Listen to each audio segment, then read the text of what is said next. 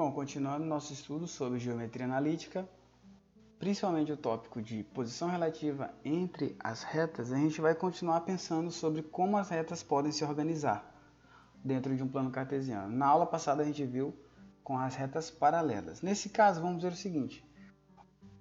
Imagine que você tem um plano cartesiano x e y e você tem uma determinada reta V, que é essa verde aqui, ó, que é você. E agora imagine uma reta C, como essa.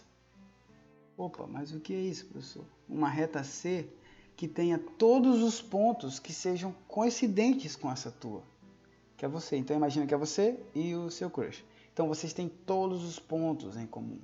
Logo, dizemos, portanto, que a posição entre elas é uma posição coincidente. Beleza? Então essa é a nossa segunda forma de ter uma posição relativa entre retas. Minha segunda posição relativa. A primeira foi paralela, quando só tem nenhum ponto em comum. E quando ela há todos os pontos em comum, digo, portanto, que elas são coincidentes. Então, resumindo, retas coincidentes são retas quando há todos os pontos em comum.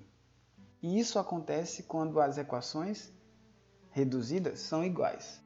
Ou seja, quando eu consigo reduzir a equação das duas retas à mesma forma reduzida. Lembrando que a forma tem que ser y igual a x mais b.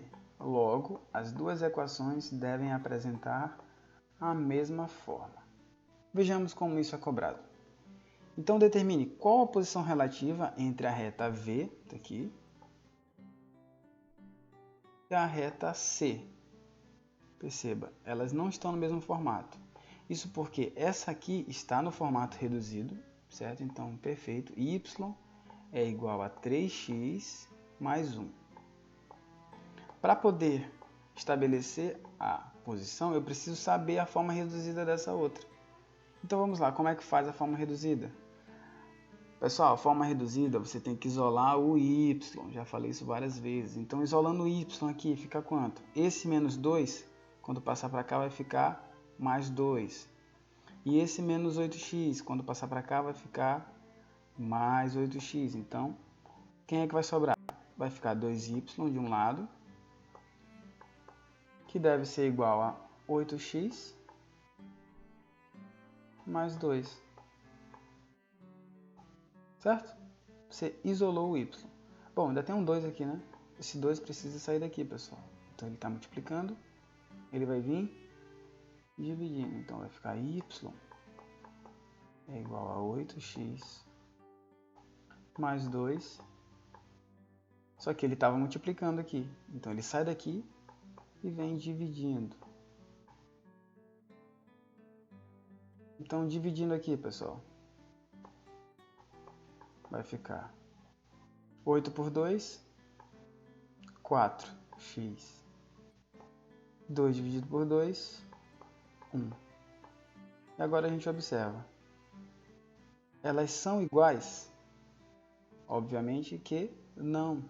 Logo, eu não posso dizer que elas são coincidentes. Então, não são coincidentes porque coincidentes elas teriam que dar o mesmo valor, certo? Não são coincidentes. Elas são paralelas?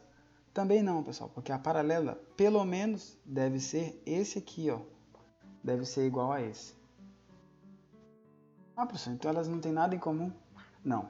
Essa posição relativa é a da próxima aula, que são uma posição relativa concorrente. Mas para essa aula eu quero que você entenda apenas o conceito da coincidente.